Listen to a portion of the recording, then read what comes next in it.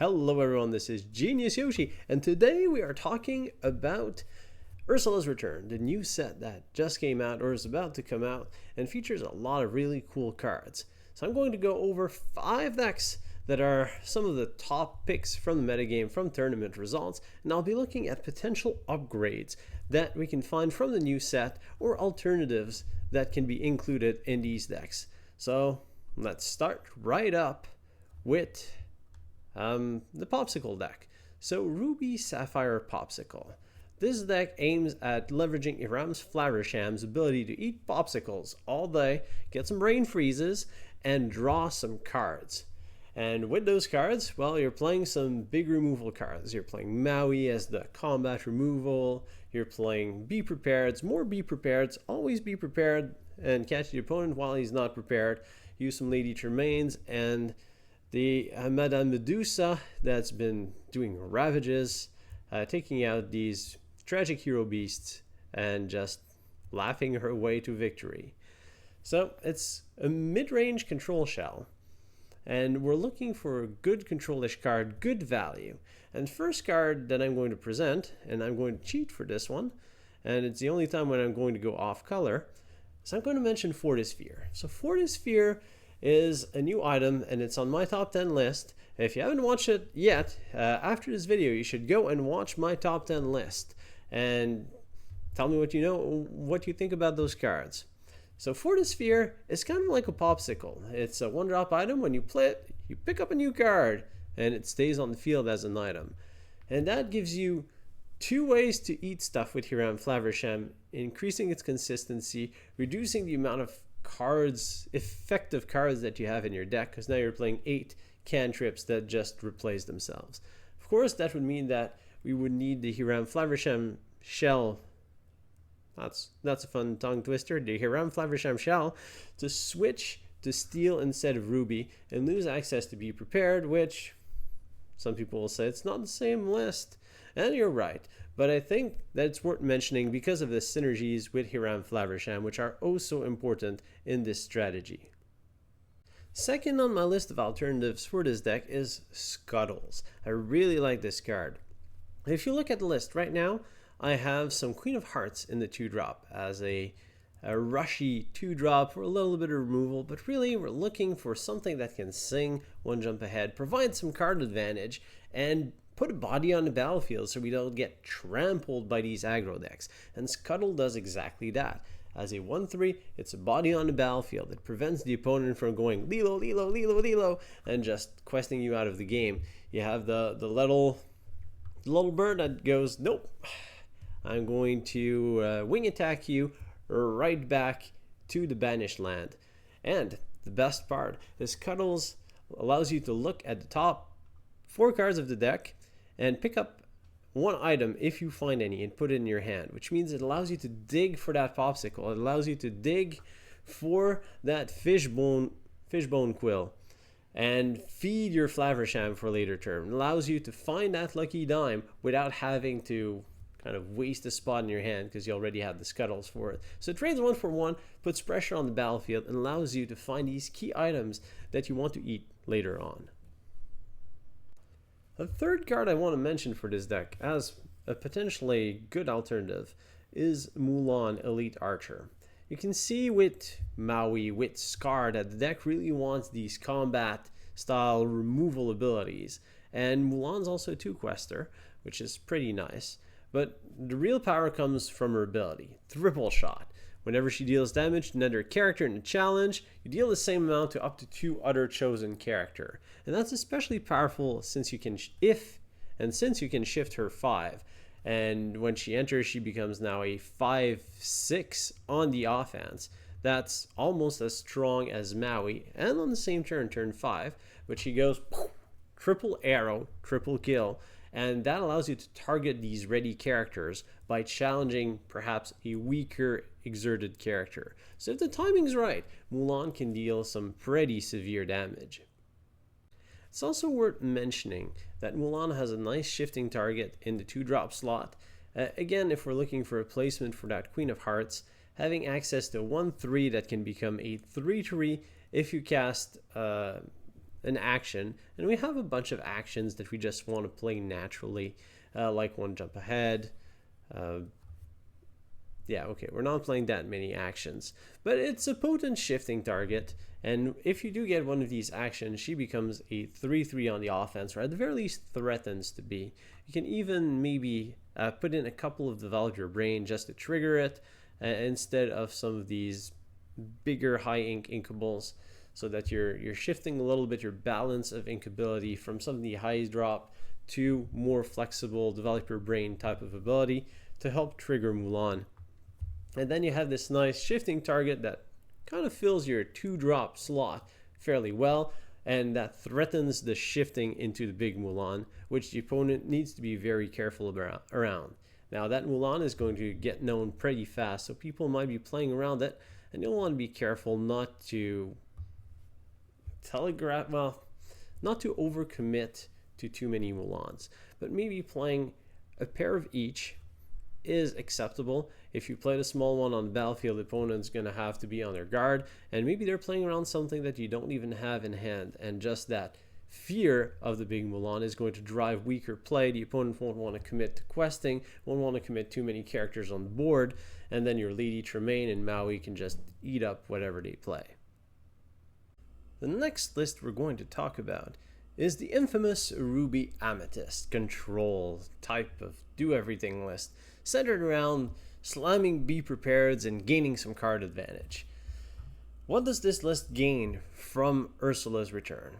Well, the Mulan we just talked about is a nice option. Again, we do have some flexibility over the 2-drops. I mean, Cusco and Pinocchio in this particular list could easily be replaced by the short Mulan. You add in a large Mulan and suddenly you have Mulan Maui as combat-based removal, and then Madame Medusa, Lady Tremaine as single target or sacrificial style of removal.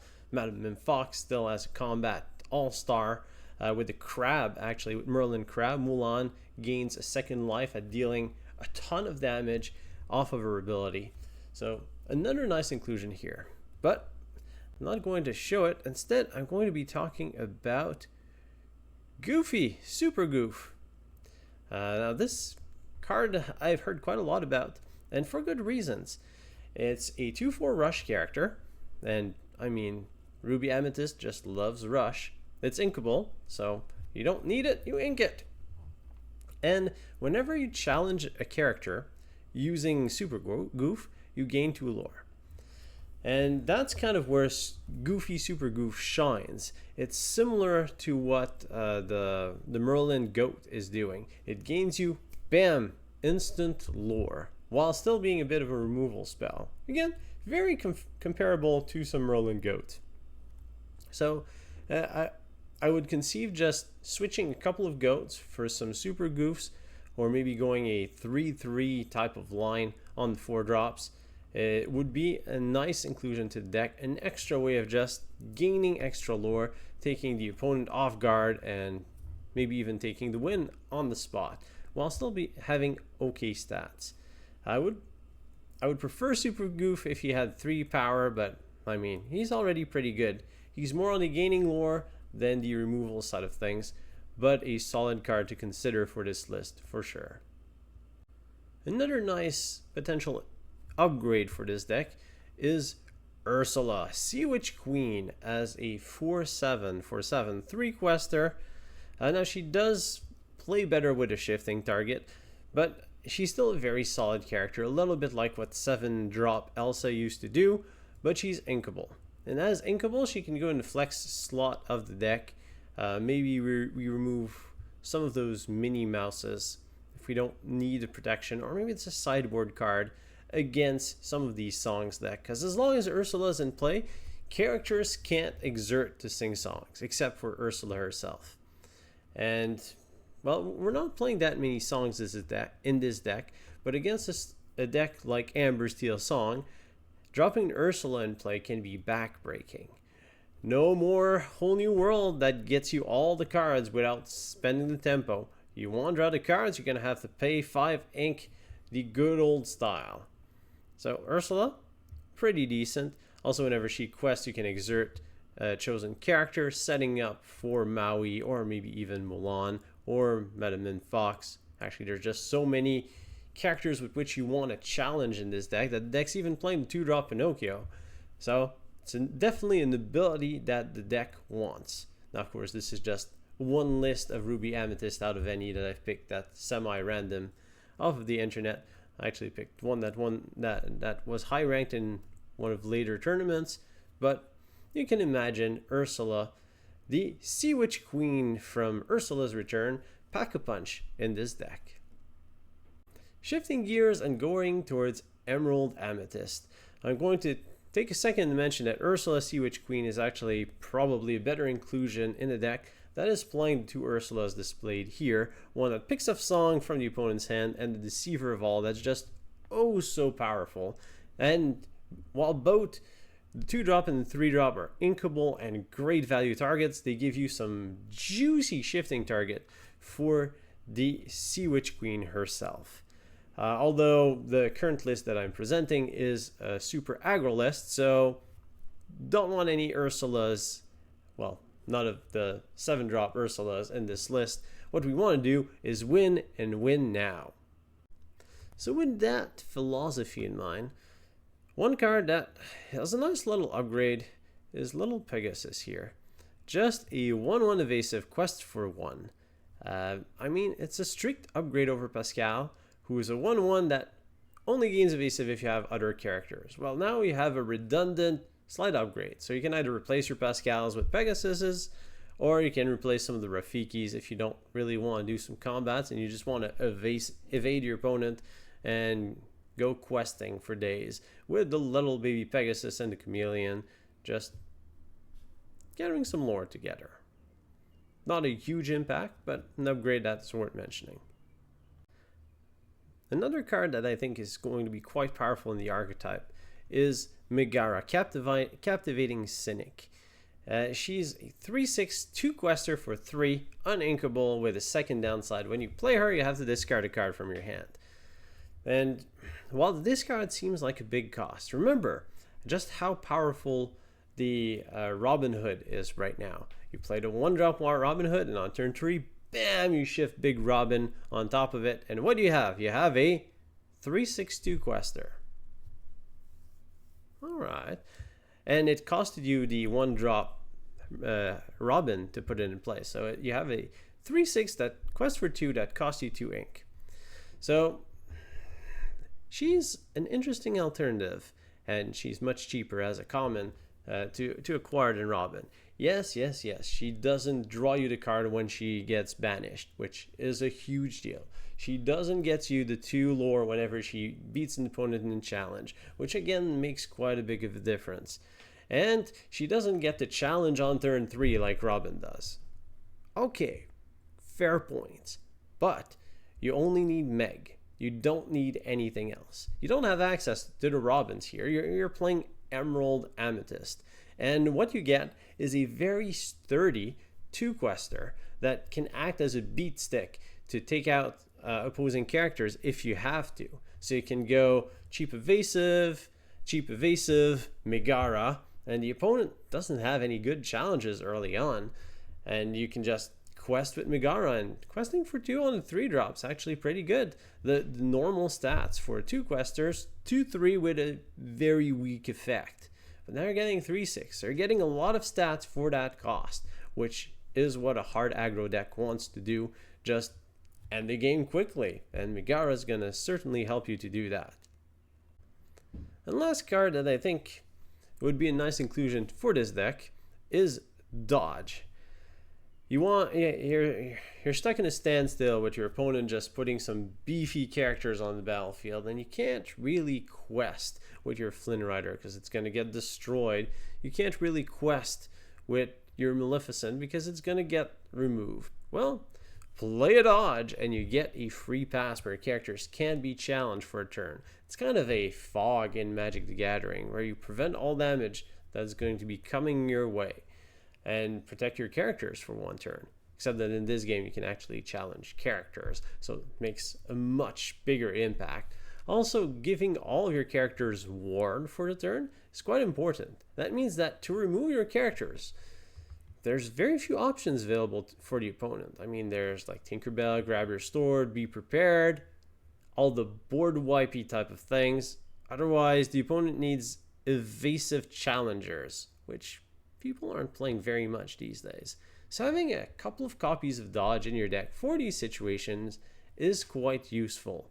In particular, it's inkable, so it's one of these utility cards that's going to be inked most of the time, but in certain matchups, you keep them and blow out your opponent.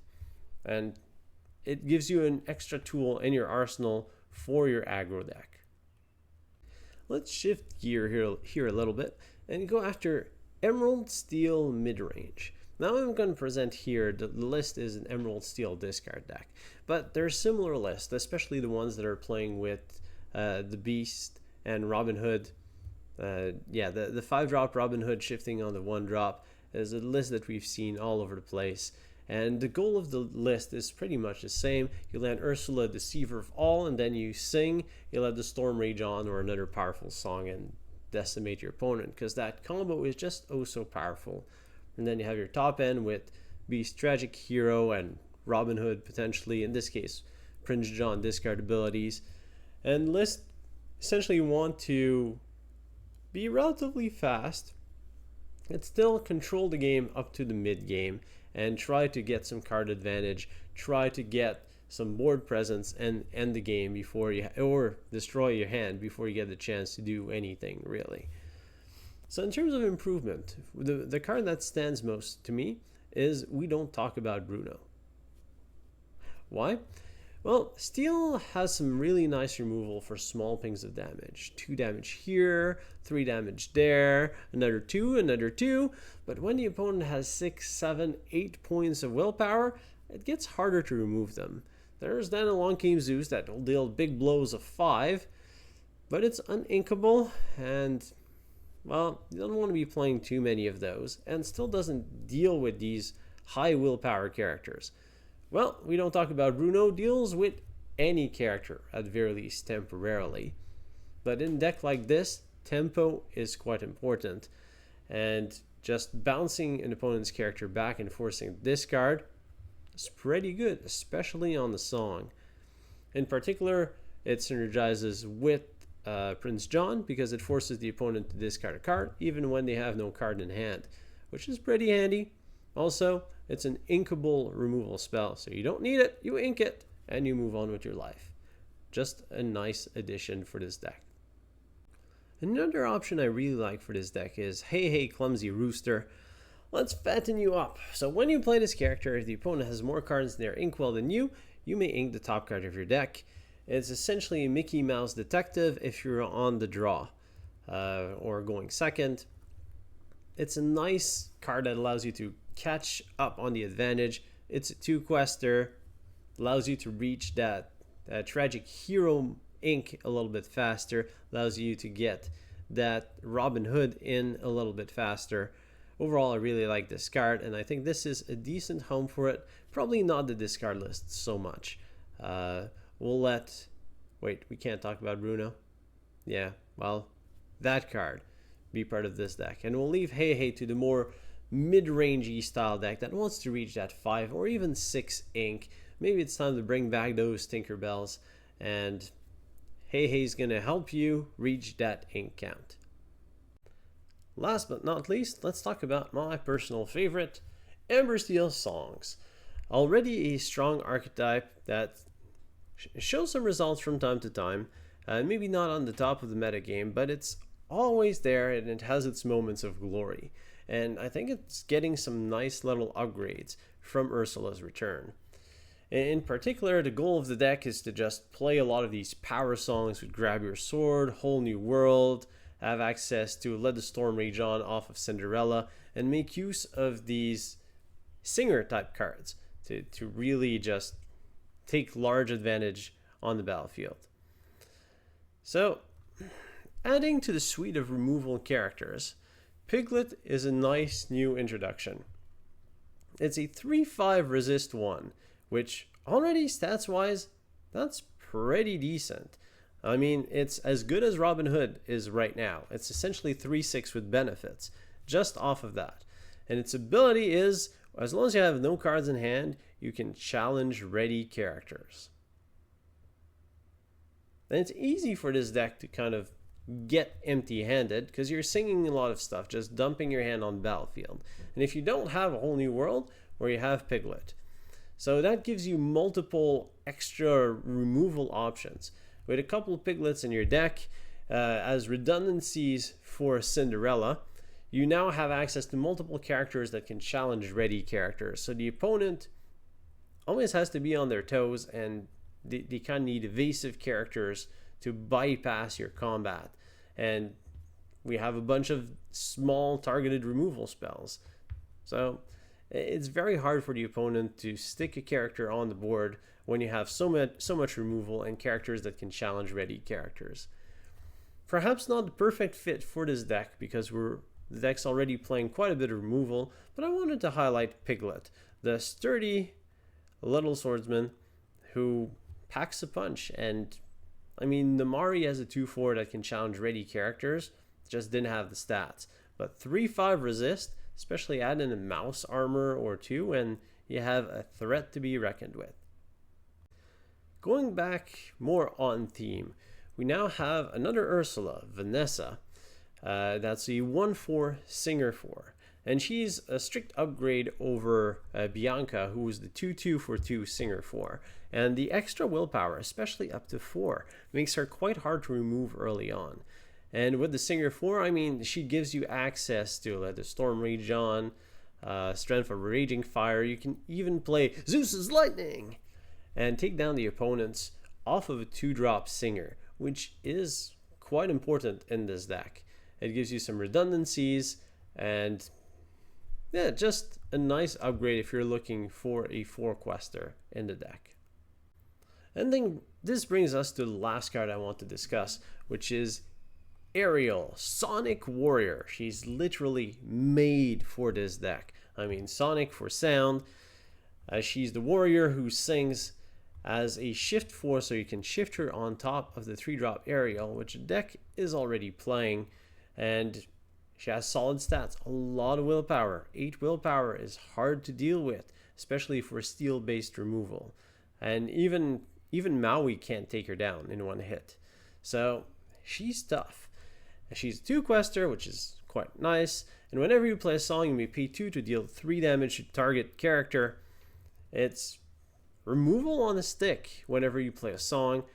So, I mean, you can even use her to sing because of her, actually, Singer 6, because she's a 6-drop. Nice recovery there, Yoshi. Yes, so she's essentially a Singer 6, so she can sing anything in your deck. And, well, it doesn't cost you any ink when you sing, and then you pay 2 to deal 3 to anything you want that your opponent owns, except locations and yes, so just characters. But you can deal 3 damage to a character that the opponent owns, and that's a strong ability. I mean, normally you'd pay 3 and a card for Smash for that, but now you're just getting it off of a trigger, and the deck plays so many songs. It's just, you can even cast multiple because it doesn't need to be Ariel who sings it. As long as you're playing a song, you can activate that ability, so you can do multiple pings in a turn and go pretty crazy with the ability. To me, this is almost a must include in the deck, and almost a must include includes is probably equal to you should probably play this. I mean, I kind of defeat the purpose of saying must include if I'm saying almost. That's what happens when you're reviewing the last card. You're pondering and thinking too much, which will bring us to the outro. So I hope that you've had a great time with my review of inclusions or new cards that would fit nice in the top 5 archetypes that I picked up from the internet for Lorcana with Into the Inklands and the new additions from Ursula's Return. Let me know in the comments below which inclusions I've missed, which decks I should have added in my top 5, and anything else you can think of that you think would be useful, entertaining, or that you just are looking to put in a comment, because I mean, we like to put stuff in comments. I know you want to. I know you want to put stuff in comments below, so go ahead and do so. Don't forget to like the video, and I will see you next time.